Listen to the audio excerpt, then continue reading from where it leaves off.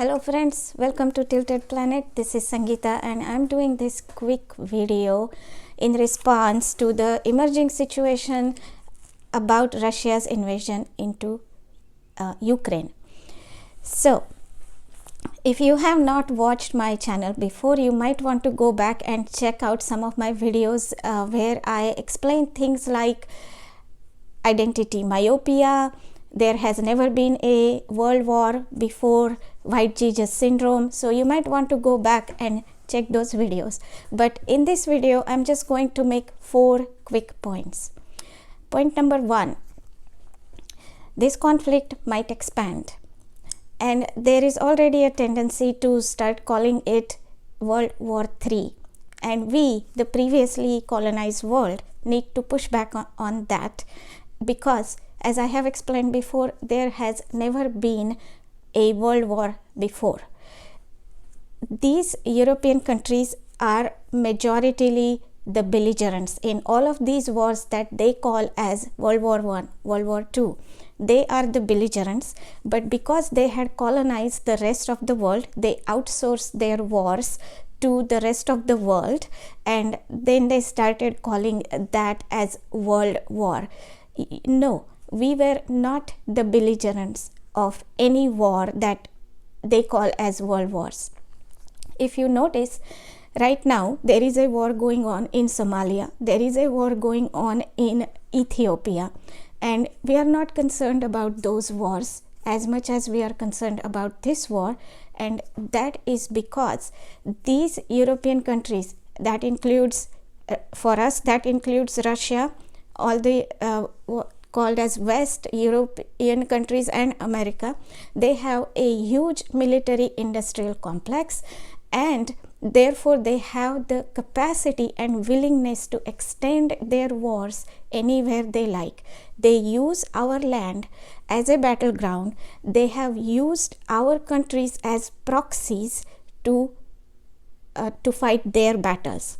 And this is what we previously colonized people need to understand. And if it is their war, they need to fight it on their land. They need to use their own people, shed their own blood.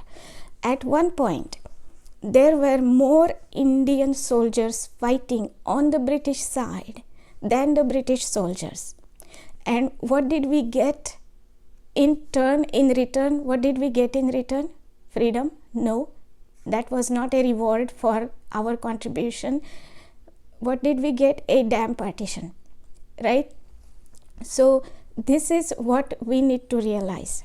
Point number 2 is Putin will not stop here. Some Russian generals have long harbored this dream of extending their Russian empire all the way up to the Indian Ocean. And this is not a figment of my imagination. They have started it in 1856. Within next 50 years, they were eye to eye with the British colonies like Afghanistan against the British soldiers, right? They got really jealous that the British got to colonize India when they had a land access to, means the Russians had a land access to India, and so they start march towards India. They colonized all of the land between them, and that they colonized all of the land between Russia and India. And we have to realize this, that desire is so strong that Tsar Alexander started that what they call as great game. And by the way, that was not a great game. It was not great at all. It was quite shameful, violent pursuit of other people's land. It was neither a game nor a tournament, and it was not great.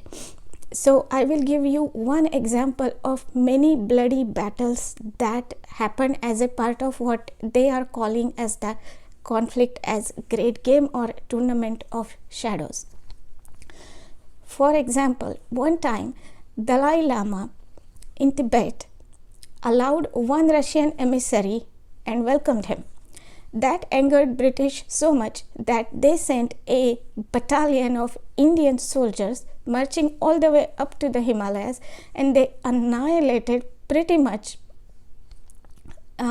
entire Tibet. And these Tibetans had no weapons compared to the Indian battalion that was sent. And they not only that they annihilated, but Dalai Lama had to fled to Mongolia. So this is just one example of the bloody battles that have happened as a part of that conflict. And we fought. Our blood was shed. We were used as proxies. And that is what we need to continue to remember, that Putin is not going to stop here. Point number 3. After these big wars that happened in the 20th century, then what they called as Cold War wasn't a cold at all. It was quite a hot pursuit where randomly countries were used as battlegrounds, and the same colonized approach was used to become, establish their ideologies, like whether it was communism or it was the democracy. In the name of that ideology, again, the pursuit of land and resources and proxy wars have continued. And point number 3, they say that you can change the history, but you cannot change the geography. Now, we all have to remember this, and we all have to remember this, that when these big countries need you, I shouldn't even call them big, they are not, some of them are really small compared to India, right? When they need you, they will make all sorts of treaties with you, and when you need them, they will be nowhere. So, geography matters more than history. And why are we still willing to say work with the Russians or work with the Americans, let them use us as their proxies, but we are not able to talk to the people on the other side of the border, see, hey, why are you being used as a proxy? Why are you fighting their wars? Why don't we work together to solve our problems instead? When will we focus on our problems instead, right? Point number 4 is reunite. People of South Asia need to reunite, and they say, I said before that you can change the history but you cannot change the geography, but in fact the British people, they changed our geography. They took much of Indus out of India. They did not have any right to be on our land in the first place, much less divide that land into this and that part and that part. And they cursed us with that partition, and we take that partition much too seriously, and we curse each other instead of cursing those who divided us. So we need to understand this, that whoever partitioned us had absolutely zero right to do so. So we need to start collaborating with each other instead of being hostile to each other. Collaborate. And I understand. I have proposed that India, Pakistan, and Bangladesh should reunite, and I still have the same opinion that these 3 countries should reunite.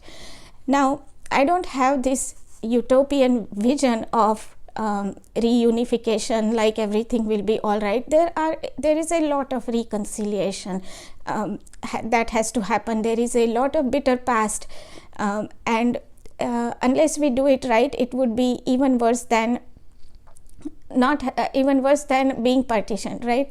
So I am not saying that it is going to be easy, but what I'm saying is that focusing on our own problems is necessary, and that can happen when we stand united. Otherwise, these countries will keep pressuring, sometimes India, sometimes Pakistan, sometimes Bangladesh. Now, why do we think that sometimes, like Pakistan, and that's not just picking on Pakistan, India does that too. Sometimes they will cozy up with Russia, sometimes they'll cozy up with America, but they won't talk to their neighbor. Why do we do that? Even Pakistan even let bin Laden in, but they still have the hostility towards India. As long as we have these hostilities, these people will keep taking advantage of our hostilities.